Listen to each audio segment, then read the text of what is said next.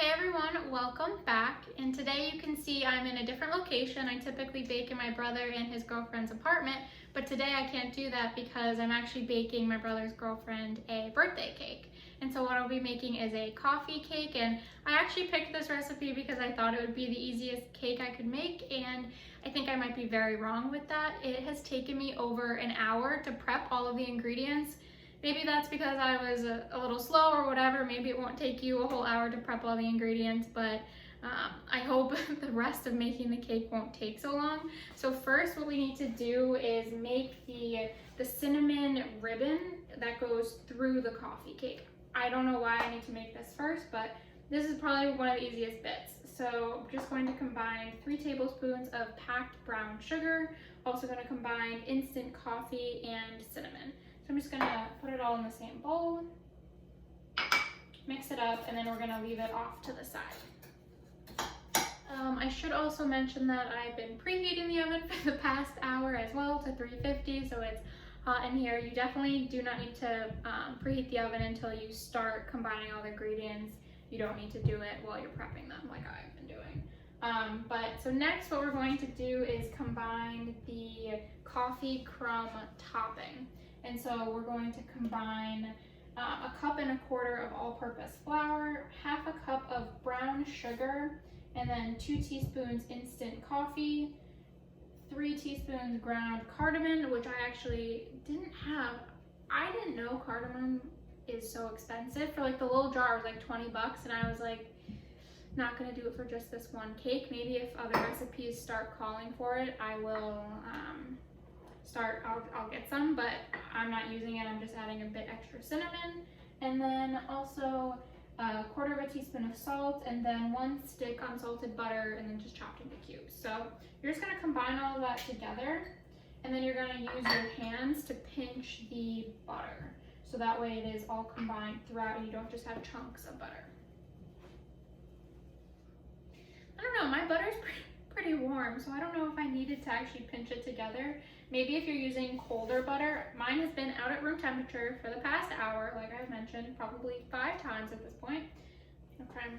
So at first I didn't think you would need to pinch it together, but you definitely do, because the butter doesn't necessarily like stick to the flour unless you smash it together. So it's gonna take a minute or two to just get through this. Okay, so you combine this until it's a bit crumbly, and no butter is visible, but then also when you squeeze it, that it holds its shape. So it'll look like this, and then you can just set it off to the side. Now we're gonna finally get into making the cake. So let's see what our recipe says. Combine the dry ingredients in a medium bowl. Whisk together the flour, baking powder, salt, and baking soda, and then combine and set aside. So let's do that now. Okay, and so this might be a big batter. So it's 3.5 cups flour, 2.5 teaspoons baking powder, 1.5 teaspoons salt, and then 1/2 teaspoon of baking soda. So all of it just goes in together. And you're just gonna whisk it. Okay, so next you're gonna combine the wet ingredients, and what those are is 2/3 of a cup of sour cream. It is a 1/2 cup of strong brewed coffee. So what I did was I just did 1/2 cup of water and then 2 teaspoons of instant coffee granules. So that goes in here as well.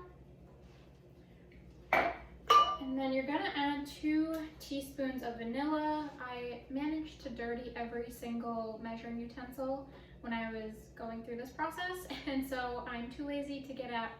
So we're just gonna eyeball how much vanilla goes in. I don't know. 2 teaspoons is what it's supposed to be, and then 1 tablespoon of instant coffee. Now you're just gonna cream it together. Okay, so that's pretty easy. You're gonna set this off to the side as well. Okay, now I believe we're going to cream the butter, oil, and sugars together. So in a stand mixer with a paddle attachment, we're gonna beat the butter, oil, sugar, both granulated and brown, on low until it's just smooth. Okay, let's do that. All right, so as I'm getting through this recipe, I'm realizing it's not that bad. So as I was prepping all the ingredients, I definitely was stressed because it was just taking forever, and there was just so many different measurements for each section. So like the crumble, the ribbon, the cake, it just was taking forever. But I think we're in a good spot now. So I'm adding 12 tablespoons of butter. It's all going in. Then we also have a full cup of granulated sugar, I believe 3/4 of a cup of brown sugar, and then oh my god, could I tell you the right measurement? Okay, let's get these in. It feels like my brain is all over the place. So we're going to add 1/4 of a cup of vegetable oil. So all of this goes in. Now I'm going to add it to the stand mixer. We're going to use the paddle attachment. And we're just going to combine it, and then we'll add the eggs. Okay, so once the butter sugar mixture is smooth, you're actually going to bring it up to medium-high and then let it aerate for about 5 minutes. Okay, I mean, it's relatively light and fluffy. You know me, I never know when it's completely done. But okay, so now we're gonna add 1 egg in at a time, and we're gonna mix it thoroughly before adding the next egg.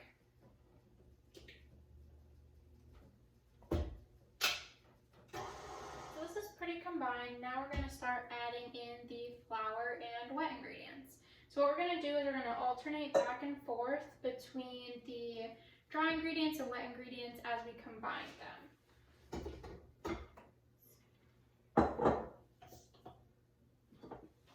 I'm just going to do this over here to not make a mess.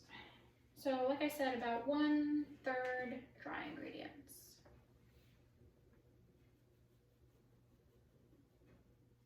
Okay, now we're going to add about half of the wet ingredients because we're going to end on the dry ingredients. So I'm just going to pour half of it directly in. Okay, so I just finished combining all the ingredients, and it said to not overdo it, so I'm not going to do it, but it also didn't say anything about lumps. And so mine has all these little lumps throughout it. I have no idea, but I'm going to stop mixing it at this point. It said to stop once the flour looks like it has started to completely combine, which it definitely has, so we're going to let that be. So now we're going to start putting it into the pan so we can add in the other toppings. And this time I actually have a tin pan. I was going to say a disposable pan, but technically you're supposed to reuse things like tin foil, so maybe we'll try reusing it. But what I'm going to do is add half of the batter into this, and then we're going to add the cinnamon ribbon.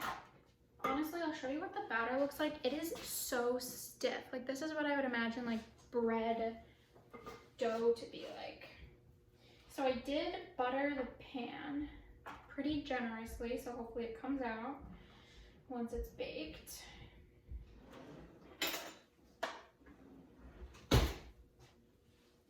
So I'm just going to use a butter knife to try to even it out in the bottom of the pan.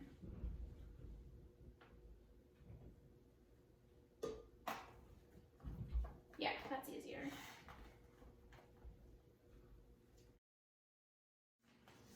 Oh, okay, that took a while. But so now we're gonna add all of the cinnamon ribbon. And so that is the dry mixture we created at the beginning.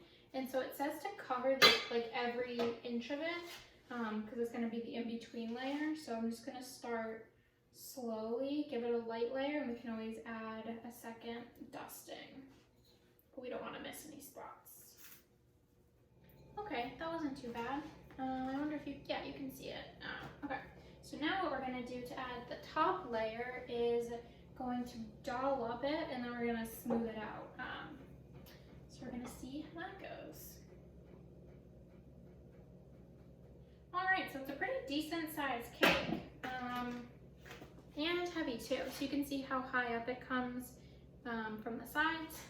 And so now we're going to add maybe the most exciting part, the crumble topping. So I'm just gonna take little bits at a time, same methodology as the cinnamon ribbon. And so we're just gonna scatter it across the whole top. Okay, well I'm glad I used the 13 by 9-inch pan. I definitely was gonna try to use a circular pan, but you need the full width of this. I'm a little nervous that it's so wobbly in the container, but I hope it'll be okay in the oven. And again, it's at 350, and we're gonna put it in there for 45 minutes. So in the oven she goes. Okay, so my timer's gonna go off in a minute or two, so I just wanna take a peek. I mean, it's really rose a lot. I did take a peek a few minutes ago, but I wanna stick a fork in it, and it's probably honestly done. I probably don't even need to wait, but I get so nervous. I don't even know how to grab this. Oh, jeez. All right. That's the one negative about using the flimsy pan. Okay. So I'm gonna stick a fork in it. You also can't see this. I'll move it in a second. So it's definitely done on the corners, and then in the center it's still wobbly, but it's gonna sit overnight, so I think it'll be fine. Here. So it really, really rose. It's just hard to show because the pan is so wobbly. Okay, so it's in there for about 43 to 44 minutes. Like I said, we're gonna let this sit overnight because my brother's girlfriend's birthday is tomorrow, so we'll have it then, but I'm glad that I got to try making it. I'll have to see how it tastes tomorrow. But thanks so much for joining me, you guys, and I'll see you next time.